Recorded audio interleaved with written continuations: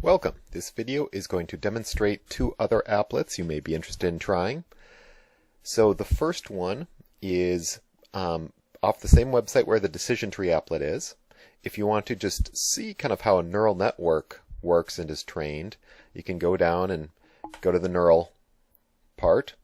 And on this page, if you do the click here, you get another .jnlp file, and if you double click that and click through some warnings again, you will get this, the neural applet.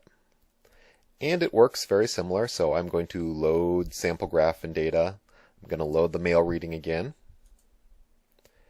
And here's kind of the data we've got. So what we're looking at is three input parameters.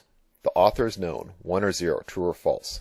The thread is new, 1 or 0, true or false. The length is long, 1 or 0, true or false. Everything's got to boil down to either 1 or 0. And so here are my training examples. A known author, new thread, it was long, the user skipped it. And we've got a whole bunch of those. Those all feed in. Each of those inputs feeds into our two hidden nodes. And so these are our neurons. And you can see they've got different weights on the links, and those are just set to random values initially. We have different thresholds on the neurons. Those are set kind of randomly. And we have different weights coming out of the neurons to our final decision, which is, do we skip the email or not? Or do we read it? So the way a neural network learns is we have to train it. So I'm going to open this show plot. And right now we haven't done anything. And I'm going to tell it to step one time. I'm going to move this off to the side and hit step. And you see the numbers change slightly. What's happened is the algorithm took one of the training cases and fed in, we know the author, we know the thread, or the thread is new and it's a long message, we know what the answer is supposed to be, and it just ran that input and saw if it got the right answer. And then based on whether it got the right answer or the wrong answer, it updates the weights, all these weights in the system based on that, using mathematical formula. Now, neural networks take a long time to train, so what we're looking at up here is kind of an error graph. And if I step 50 times, you can see the error is starting to reduce.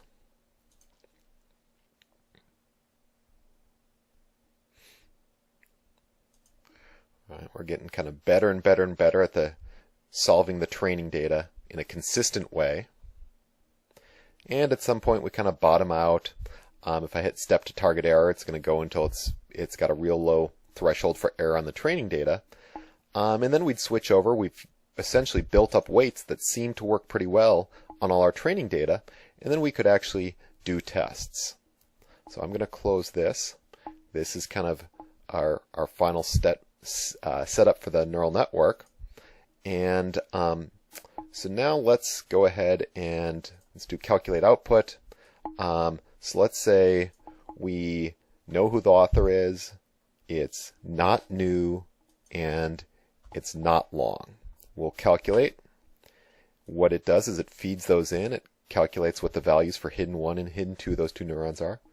And it feeds those to the skips node. And figures out what's our probability of reading or skipping that email. We know from the other example that long emails tend to get ignored, so let's try doing that. You can see almost complete certainty, 98% chance of skipping it based on those circumstances. So this is fun to play with. You can try feeding it your own data just like the other one. You could invent your own neural network if you get really into this. So that's number one. The other thing I want to demonstrate is on the neural network page that I linked to.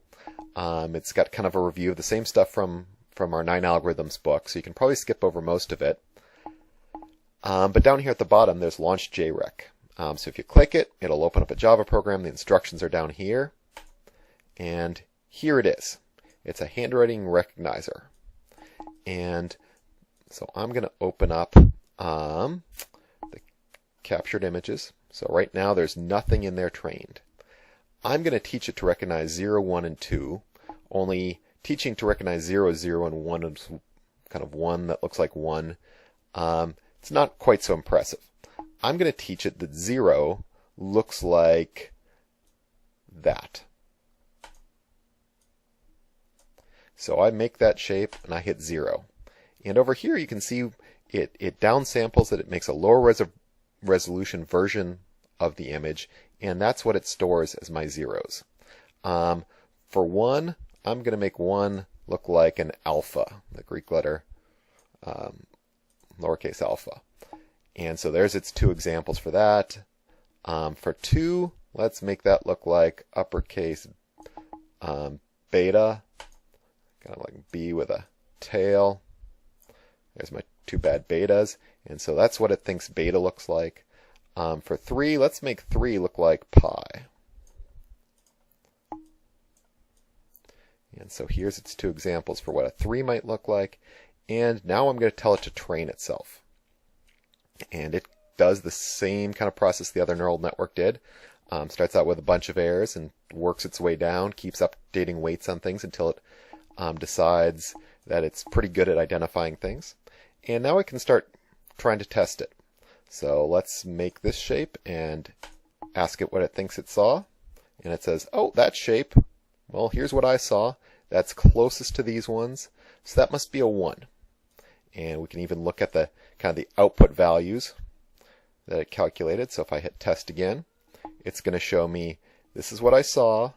That absolutely does not look like a 0. It looks pretty much like a 1, not so much like a 2, not so much like a 3, etc. If I draw something ambiguous, so let's clear that off, and I'll draw something, let's do like this. Let's see what it thinks that is. So it thinks that's a 1. It looks kind of like that alpha, but it's not too confident. Basically, it looks kind of like a 0 to it. You know, it's got that part of the 0. It looks kind of like a 1, a little bit more like a 1 than a 0, a little like a 2, and then nothing like anything else because the pi doesn't look much like it and nothing else got trained. So this is kind of fun to test out. Train your own neural network to recognize your handwriting. You can make up your own system of writing the numbers and see how well it does recognizing those.